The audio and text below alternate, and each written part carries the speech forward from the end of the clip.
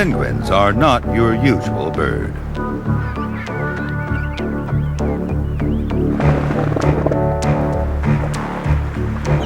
They have wings, but they can't fly. On land, they may be clumsy.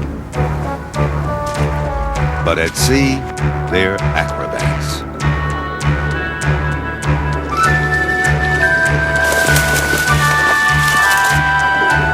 They have charm and character, and they wear a coat and tails. The popular image of penguins is that of an awkward bird living in a world of ice and snow. But their story is not so black and white. They can also be found in the scorching deserts of South America, the forests of New Zealand, and even on suburban streets.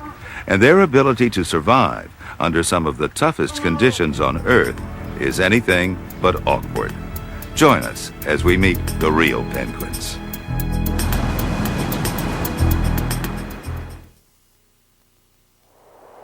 We all have an image of penguins skating on ice at the South Pole, images that come from childhood. Penguins are storybook creatures to most of us, comical characters with a funny walk. Real penguins are creatures of water. They spend most of their lives at sea, where they are fast and powerful predators.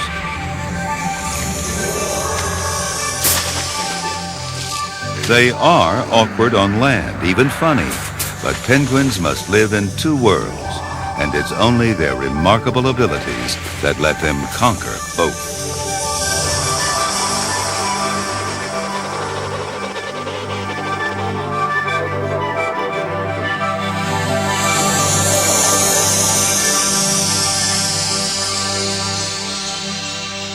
Many think penguins live only in Antarctica. 4 species come ashore there, where it can reach 100 degrees below zero. But others are equally at home at 100 degrees above. Some form vast colonies. Others prefer to be alone. The smallest penguins in the world may even come ashore in seaside suburbia. They can be aggressive competitors or tender and dedicated partners.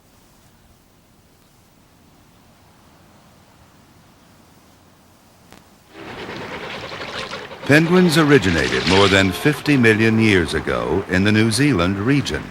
They were latecomers in the long history of birds. The southern continents were splitting apart, opening up new channels. A circumpolar current brought rich nutrients to the newly formed southern oceans. There were seabirds of many kinds along these ancient shorelines. Their wings carried them out to feed on the bounty of fish in the new currents. But down on the shore, one group of seabirds gave up its ability to fly. These birds used their wings to swim in the sea rather than fly above it. It was a radical change of tactics in the evolutionary race. Seabirds of the air could quickly locate the teeming, gleaming shoals of fish.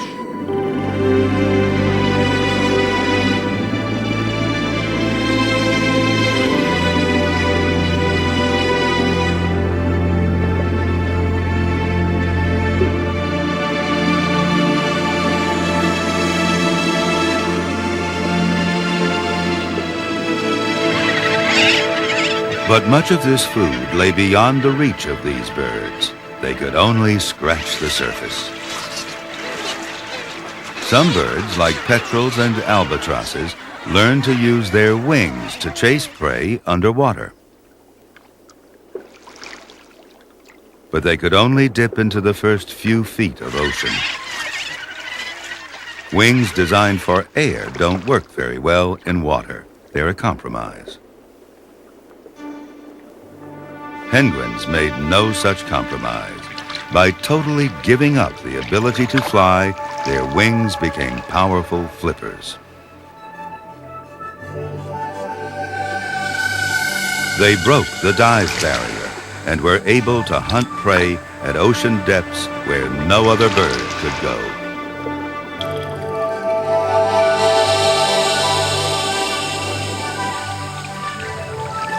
Penguins were so successful that they rapidly evolved into different types. They now live all over the southern hemisphere.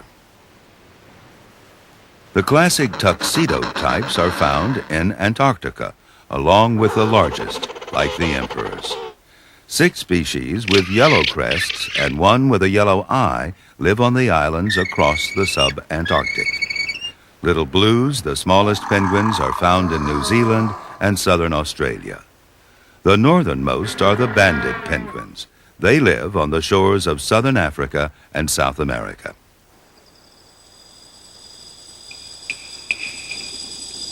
And the farthest north of all live in the Galapagos Islands, straddling the equator. There's enough food on the islands for grazers like marine iguanas and turtles. But tropical waters are usually poor in nutrients and the great numbers of fish that penguins need. Yet they flourish here.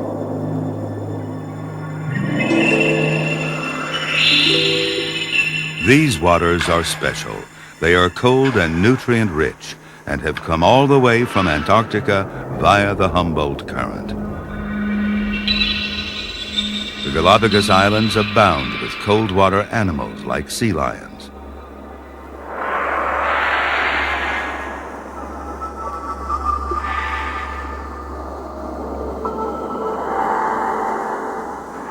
All penguins of the tropics and subtropics rely on cold, rich currents to deliver silvery curtains of fish.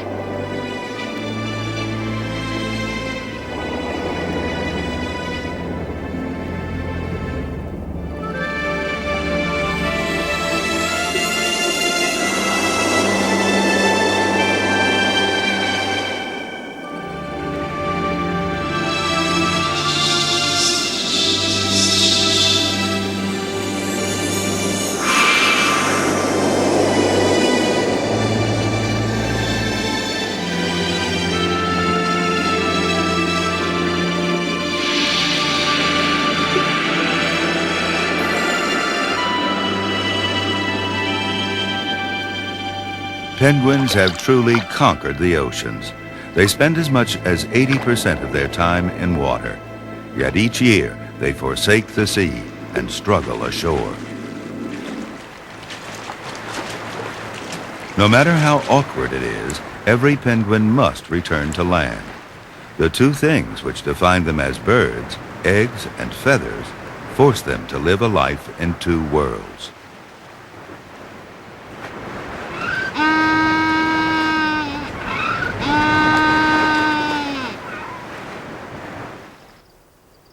Birds lay eggs that can only be kept warm on land, and worn-out feathers must be replaced. This Galapagos penguin must wait high and dry until its plumage is waterproof again.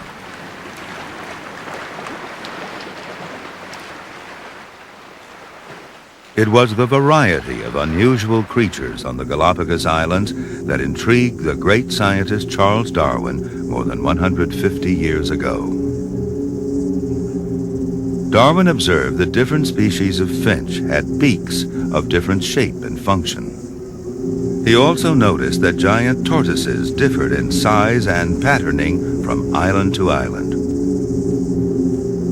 From these and other observations, Darwin theorized that species became suited to their environment.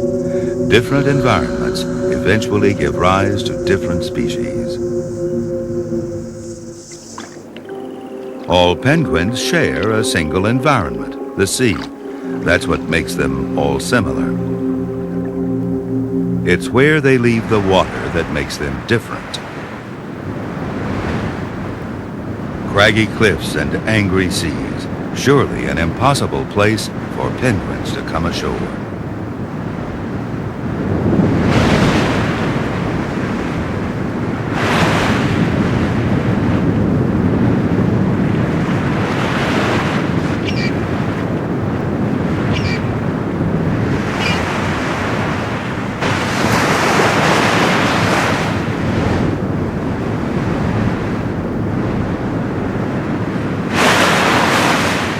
Yet despite the raging surf, knee-high penguins storm the coasts of the Falkland Islands.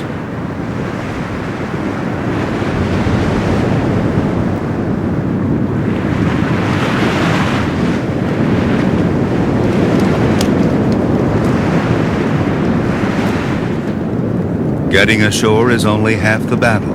There's still a 90-foot cliff to climb.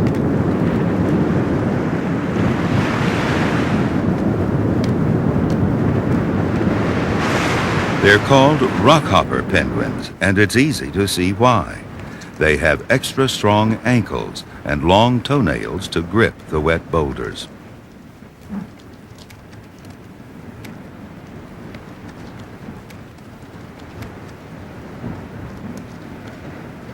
Their destination is a semi-flat area at the top of the cliff where there's open space to nest. Within the colony, each pair has its own nest site. Ownership is loudly and sometimes painfully pointed out to each homecoming bird.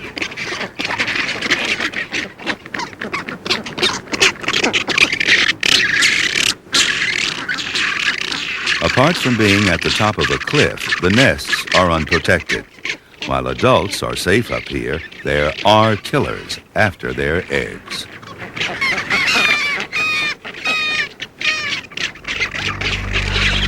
Skuas. An attack at the center of a colony is met by a tight wall of angry beaks.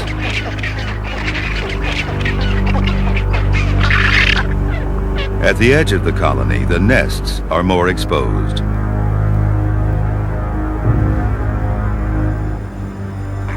Skuas work in pairs. One distracts, the other waits for the right moment to strike.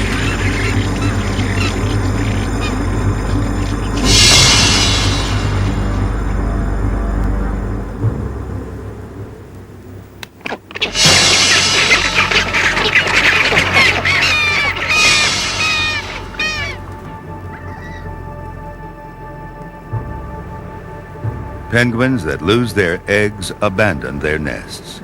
This small colony will shrink, exposing even more eggs to the skuas.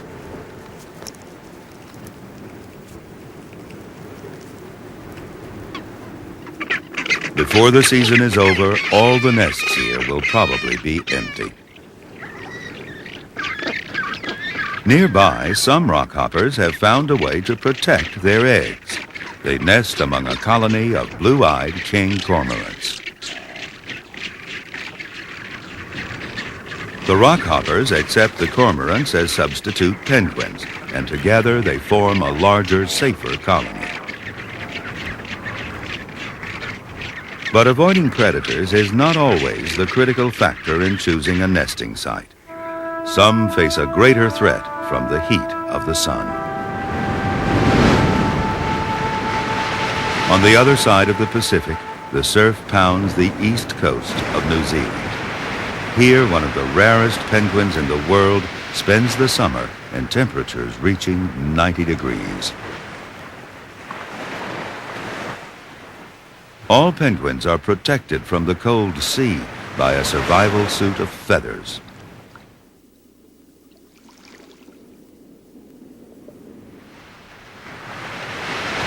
But their feathers don't change with the weather.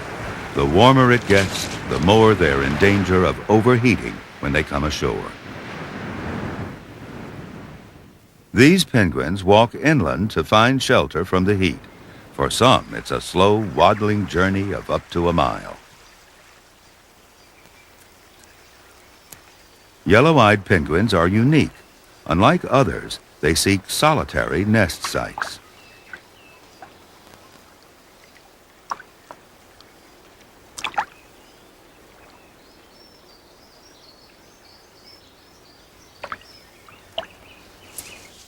Looking for privacy, they seek the welcoming shelter of a cool coastal forest to nest in the shade of overhanging bushes and trees. Suitable sites are usually far apart, so pairs don't nest within sight of each other. They are not fond of crowds, but yellow-eyed pairs are devoted to each other and to their nests.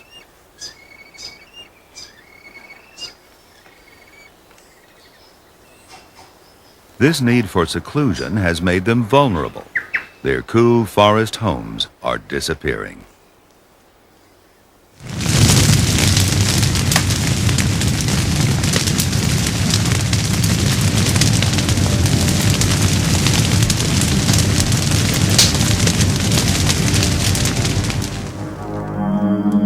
Most of New Zealand's native coastal forest has been cleared.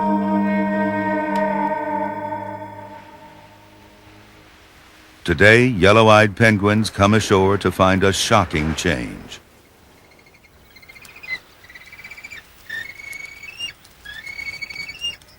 Their breeding areas have been turned into pasture for grazing sheep.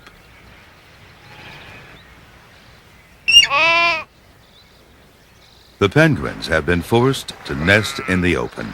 In 40 years, more than 3/4 of the nesting pairs have disappeared from New Zealand. Fewer than 2,000 survive. The yellow-eyed is one of the most endangered penguins in the world.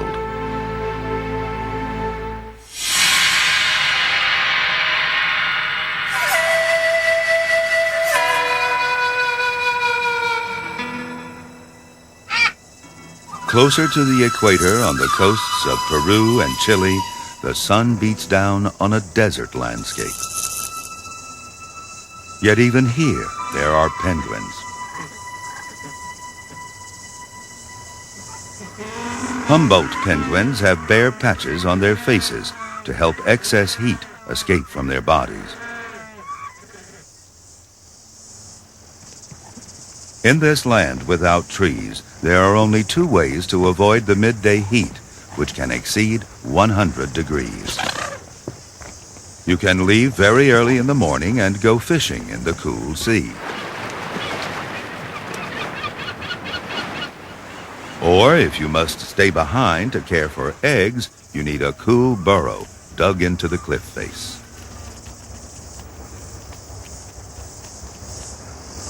For Humboldt penguins ashore, the days pass like a long siesta.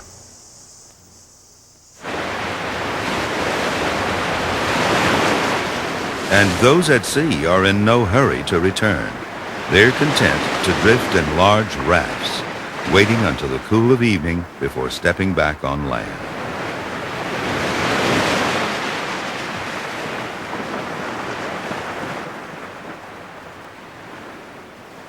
Another penguin steps out to more of a nightlife. In New Zealand and South Australia, the world's smallest penguins, called little blues or fairy penguins, come ashore only when it's completely dark.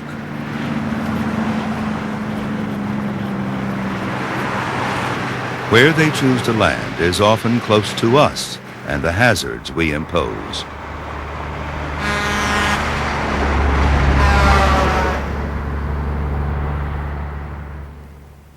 They prefer caves and burrows for nest sites, but they're not all that choosy about the neighborhood.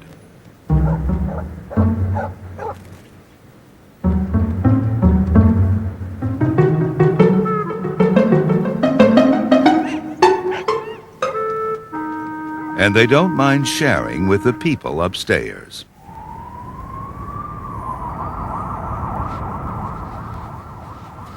To prepare for breeding, little blues began with extensive housework. They re-excavate burrows, tidy nests, and reacquaint themselves with their partners.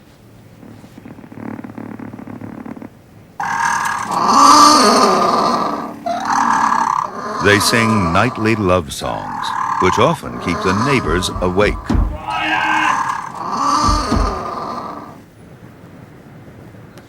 Little blues have adjusted to modern inconveniences, but some penguins need places that never seem to change.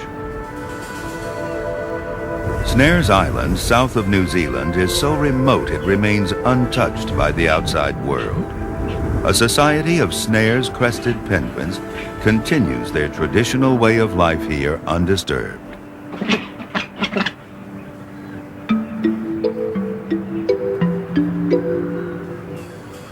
They shelter in the strange, twisted branches of tree-sized daisies, bent and contorted by the ferocious winds that sweep the island.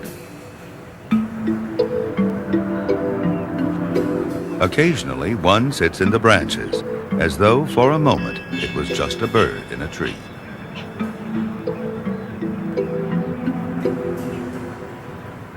When it's time to nest, the males begin in the usual way, with a fight.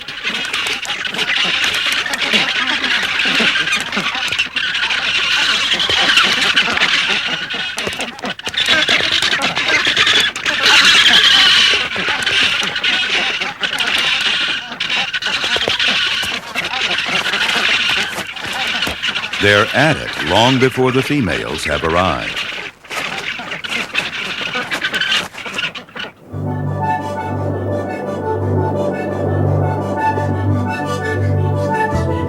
In early spring, the females are still at sea, on the way back from winter feeding grounds.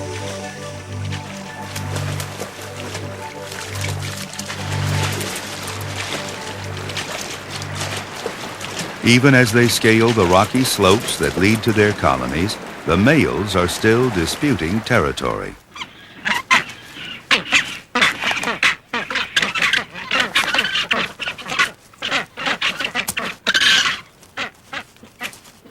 They are fighting for much more than a patch of mud. The victors will also win the favors of the approaching females.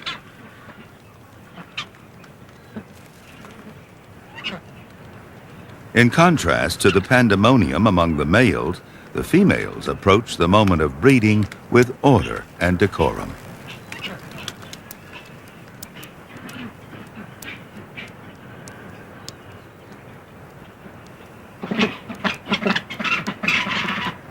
Each one looks for a male with a good nest site.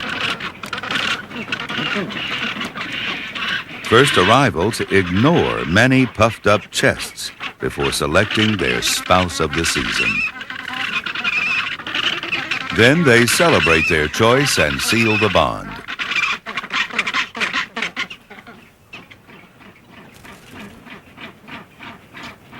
Fights are usually won by males with bigger bills.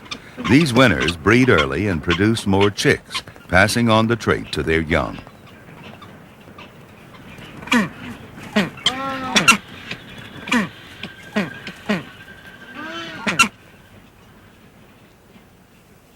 So among Snare's penguins, the male bills are about 20% larger than the females. It's the most pronounced sex difference for any penguin.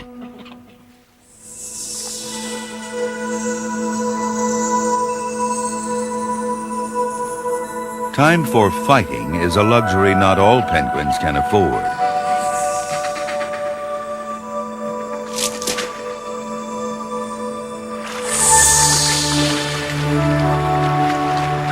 Adelie penguins arrive at Ross Island after a long migration among icebergs. They may have traveled more than 3,000 miles on this perilous journey. More than a quarter of them don't make it.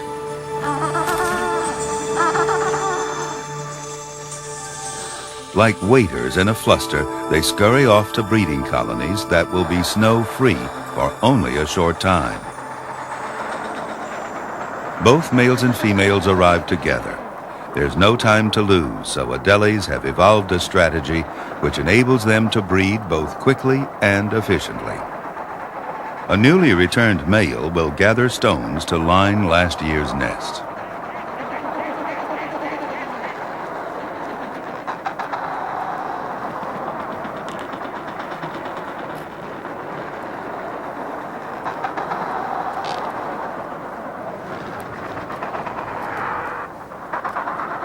A good Adelie father is one capable of caring for eggs on his own, for weeks if necessary. To do this, he must now be at his portly best. The females, too, will return to their old nests, but if there's no one there, they will quickly choose a new mate. What they look for in a new male is a strong baritone voice.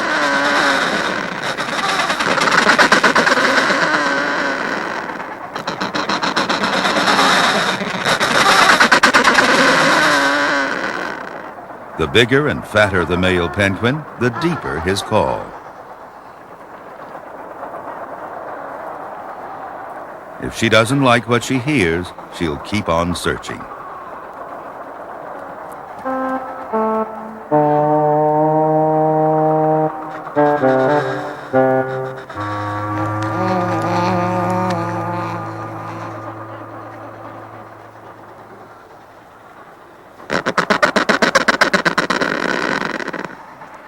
The best singers find mates quickly, for in the race to complete the breeding cycle before winter, delay could mean death to the chicks.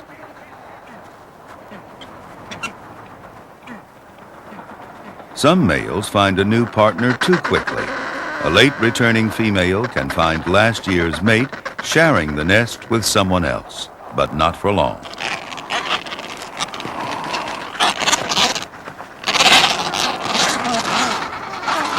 In Adeles, the females do the fighting, driving the interlopers away.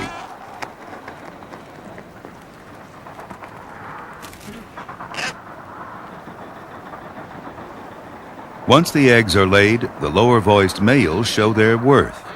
Their extra fat means they can go without food for the entire time the females are away at sea. A male may starve for a month. First during courtship, then up to 3 weeks of sitting on his eggs. Males who are not fat enough simply can't do the job and will have to desert the eggs.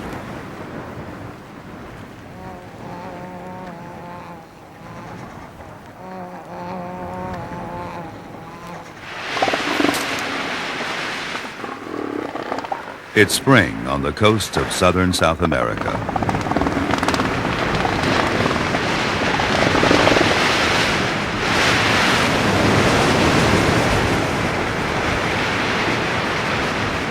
These are Magellanic penguins, named after the Straits of Magellan.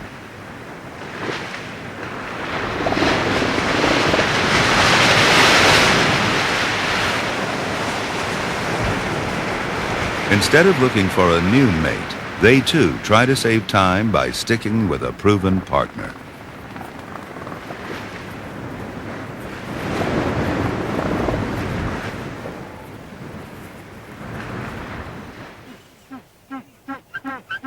They find each other by going back to last year's burrow. They navigate unerringly from far across the ocean to the right burrow above the right beach. Females arrive to find males already in residence and calling for them.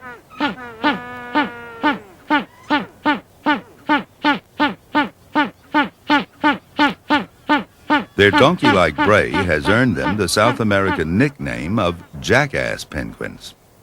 Each call is as distinct as a fingerprint. It's how a female recognizes her mate.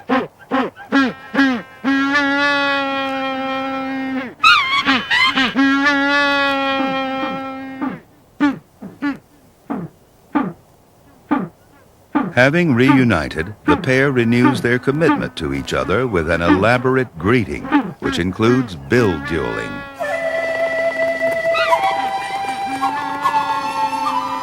These displays are complex. They stimulate, appease, and at the same time contain elements of aggression. More importantly, by releasing hormones, they help synchronize the breeding patterns of the two birds. The ceremony continues with intimate dances.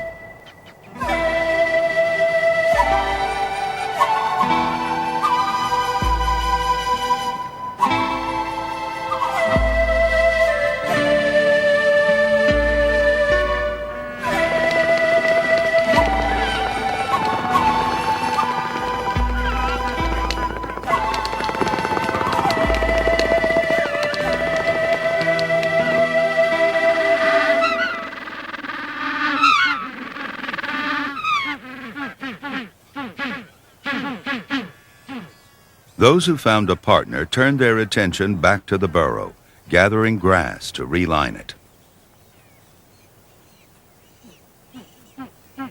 The grass helps insulate the eggs from the cold, damp earth. The male works hard to furnish the nest before he departs.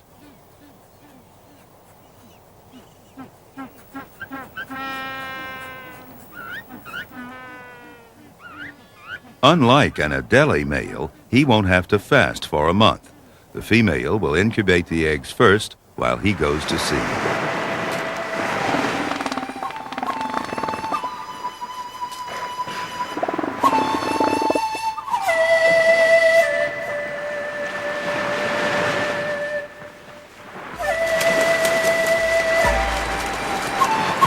Maintaining a burrow season after season makes the job easier for Magellanic penguins. But for some penguins, a permanent nest is just not possible. Just north of the Antarctic Circle, where Gentoo penguins nest, the tussock grass gets trampled and fouled, forcing the colony to find new nest sites each year.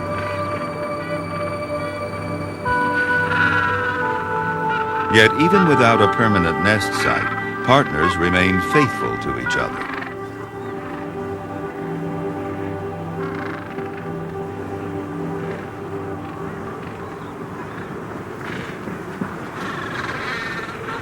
The nest is lined with tussock from some distance away and from what's left nearby.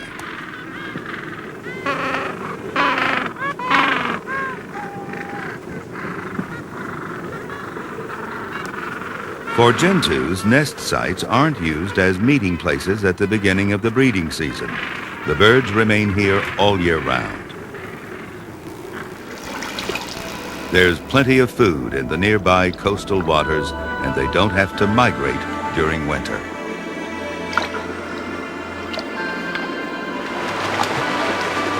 Homecoming birds return to their partners and their nests every day of the year. Each year, a pair becomes more and more practiced at working together, and they can rear more chicks.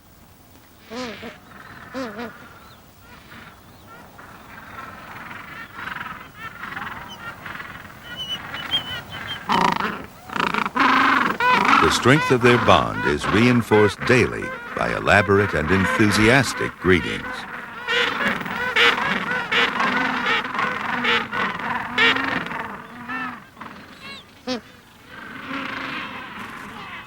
When the chicks hatch, all penguin parents have to face a new challenge. The chicks are in one world, their food in another. Over the next 2 months, gentoos will take turns at the nest. And with food close by, they'll probably raise 2 healthy chicks.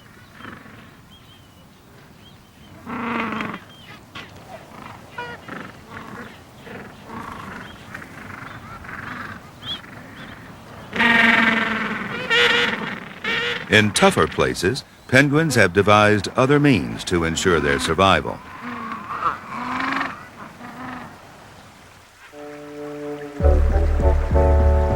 Farther south on the island of South Georgia, gentoos share their territory with much larger king penguins. The breeding strategy of the kings is as distinct as their color. They grow to about 3 feet high and weigh as much as 3 gentoos. Even their chicks are large. A breeding pair could never hope to raise 2 of these fluffy giants, so they never attempted. Their breeding methods make the colonies of kings unlike those of any other penguin. They're crowded like other colonies, but what's unique is the ages of their offspring.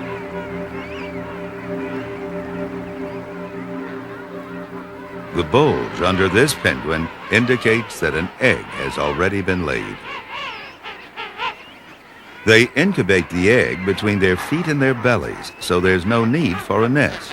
But they do have territories and squabble constantly to defend their personal space.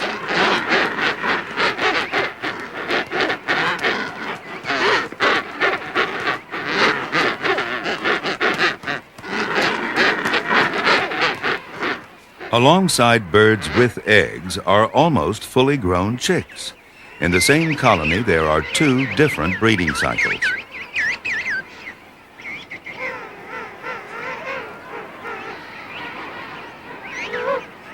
The big chicks belong to late breeders from last summer. Soon they will fledge and go to sea. Adults that have completed breeding then undergo the other business that ties penguins to the land, molting. For 3 weeks they must stay ashore as their old feathers grow out and new ones grow in.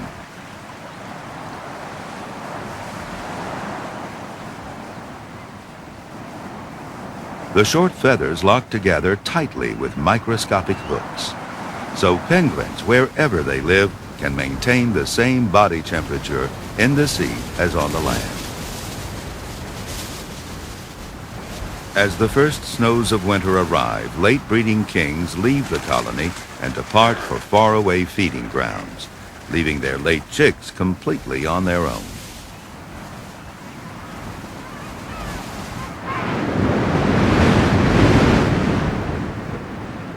Through the depths of the subantarctic winter, chicks wait for their parents' return, with only the fat around their bellies to sustain them.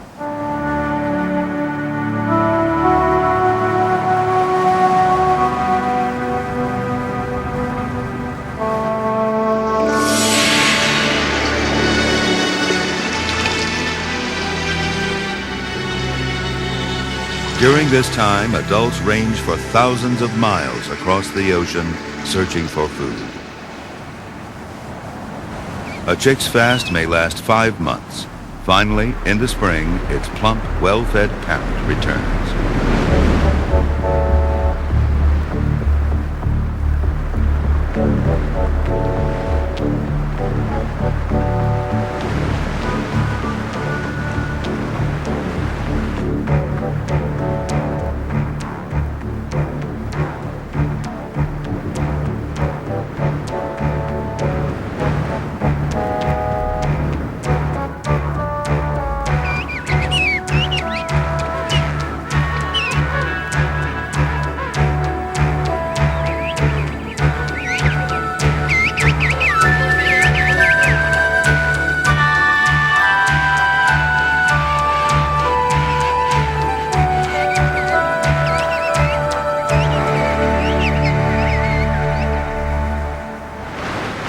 The king penguin's breeding strategy is unusual but logical.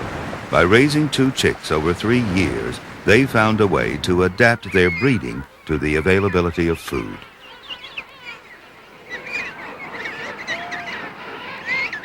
There's only enough to feed 1 chick at a time, so they only lay a single egg.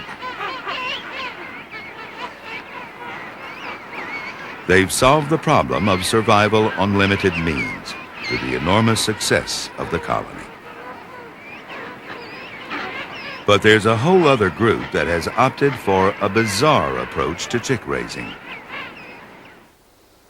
The South Island of New Zealand is not really cold, but it's damp. And nesting here are the northernmost of the crested penguin species.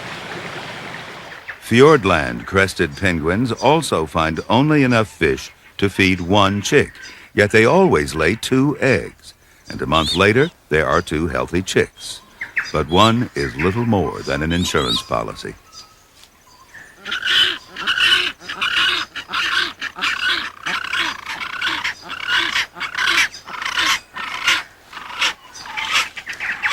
Unlike other penguins where parents share feeding duties, the female goes to sea and brings back food while the male stands guard.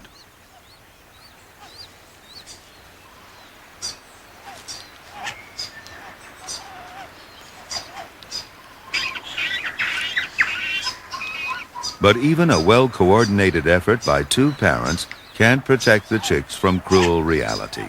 One won't survive. It's not predetermined. There's no prejudice. The female simply feeds the nearest begging mouth. But the larger, first-hatched chick usually pushes its young sibling out of the way. Eventually, the smaller one will weaken and die. Other penguins take this strange breeding strategy a step further. Erect crested penguins gather in large breeding colonies on a few islands south of New Zealand.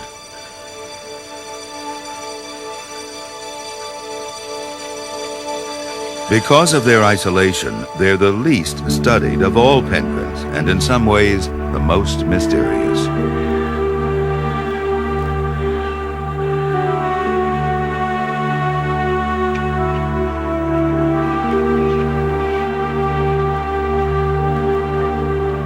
These birds also lay 2 eggs, but the first is very small and is often knocked out of the nest to become a meal for skuas.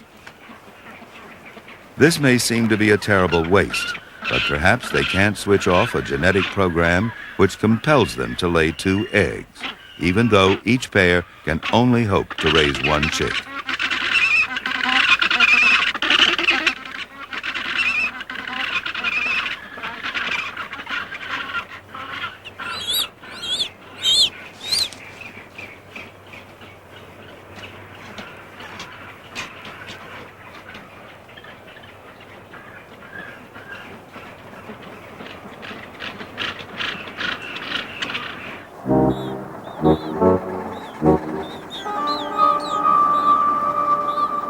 Starvation is seldom a problem in Antarctica, where Adelie parents can often raise a pair of chicks in a season. Once they're 2 to 3 weeks old, they're so big that both parents need to commute constantly, to and from the sea, to feed them. Adelies are the fastest growing penguins with appetites to match. Now they're old enough to spend the day gathered together in creches.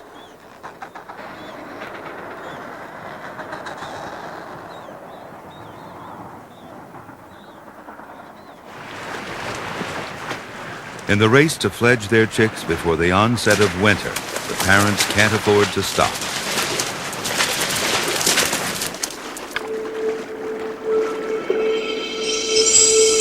And their duties can bring them in harm's way.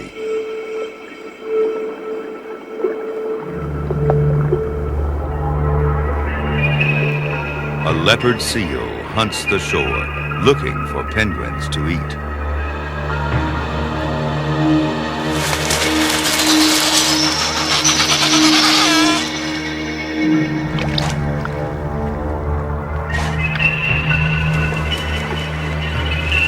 To feed their chicks, they run this deadly gauntlet twice a day.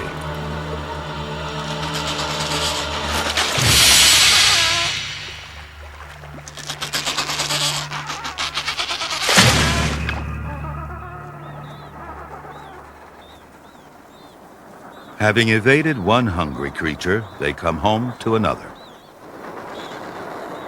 As each adult approaches the creche, it calls. The chick answers immediately and sprints towards its long-awaited meal. The begging is insistent, and if a parent has 2 chicks, it seems overwhelming. In fact, it's a parental ploy to divide the food by making them run for it.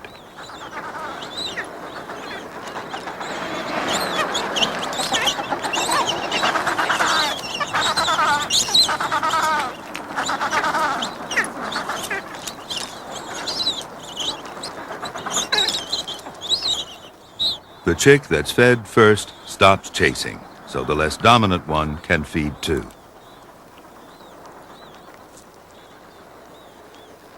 Chicks continue to grow at a tremendous rate, and 3 weeks later, they are transformed. The Adelies have done it. The chicks are now ready to leave the colony.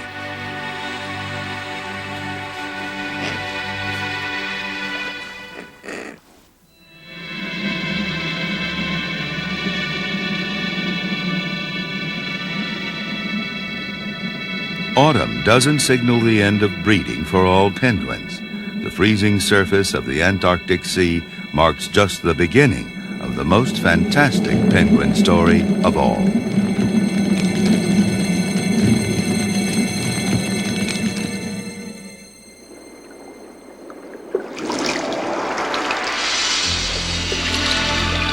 Emperor penguins, the world's largest. They hunt to depths of 1,000 feet. Deeper than any other penguin.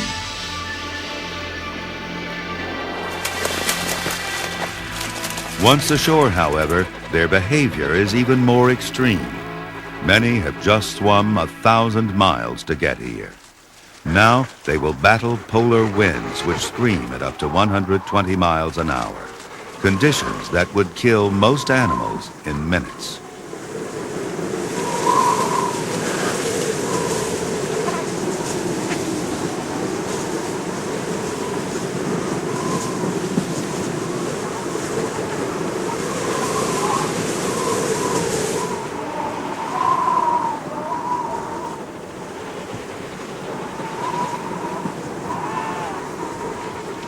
Journey's end for this group is Cape Crozier on Ross Island. Just 700 miles from the South Pole, it is the most southern of their winter breeding sites.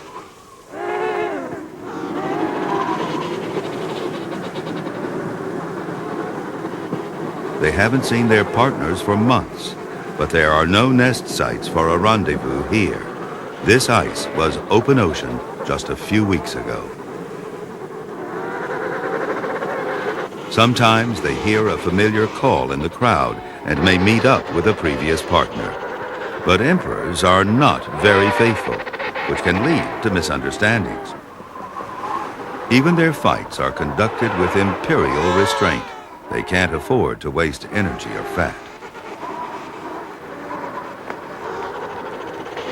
The rippling of chest blubber is a good sign. Females are looking for a partner who's big and fat. For the emperors, it's especially important that a male has a fat belly now. His next meal is likely to be more than 3 months away.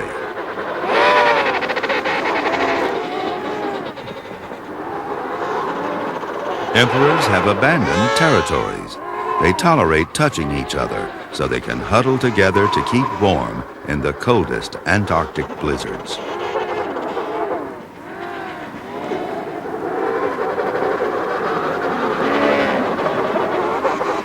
An emperor female lays a single egg, which will be carried on the feet of her mate through the depths of winter. And during all this time, he will be without food. It's a task no other bird could accomplish, and even among emperors, the smallest males are unable to go the distance.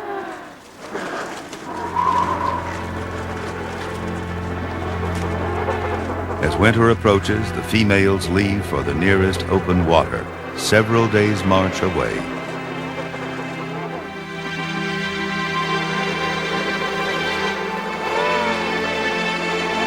They won't be back till spring.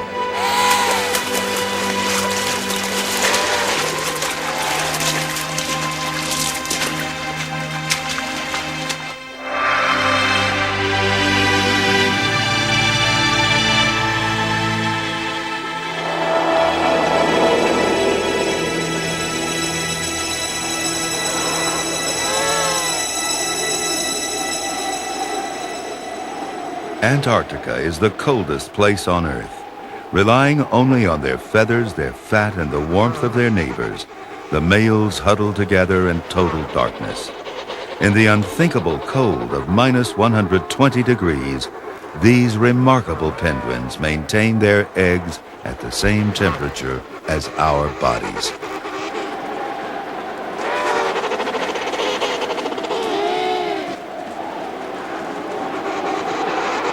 The colony is in constant motion. Birds exposed to the icy wind move to shelter in its lee. Everyone takes their turn on the edge.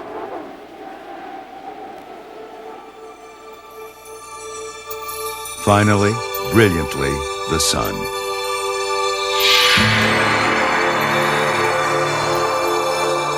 At first, for just a few minutes each day, but spring has arrived. With the coming of the light come new responsibilities for the males. It's 3 months since they last fed themselves, but now they are required to feed others. Astonishingly, a starving father at the end of his reserves can produce a special milk for his chick by breaking down his own body tissue. And then, like the cavalry, The plump females appear in the distance, just in the nick of time.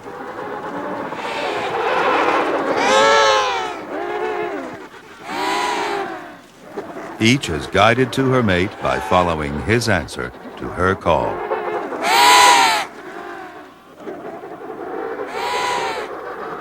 Down to his last, the male will soon be able to refuel at sea. But first, he transfers his precious cargo to the feet of his eager partner.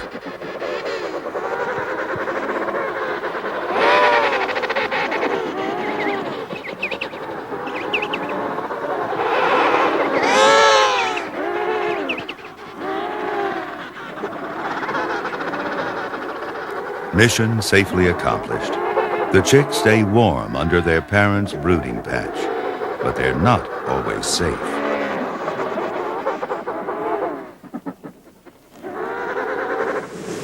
Even the long-fasting emperors have their limits. They won't starve to death for their chicks. If their partner is too late returning, they must look to their own survival and abandon their chick.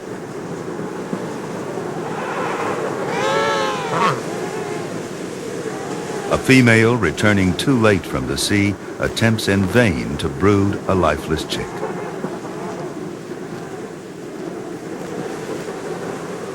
But most chicks grow rapidly to full size. All they need is a little luck and a lot of food.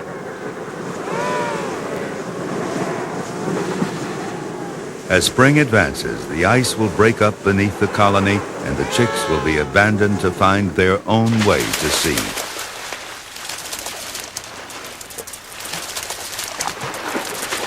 This moment seems to come far too early. Though the sea is soon to be their home, their first encounter is a frightening one. Some hitch a ride with Adelie penguins on an ice floe. They'll complete their development out on the shrinking pack ice.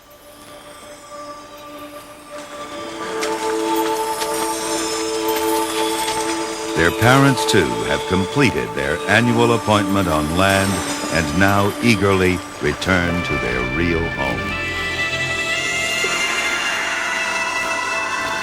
Finally, they can luxuriate in the domain that shaped them, where every penguin lives like an emperor, where real penguins belong.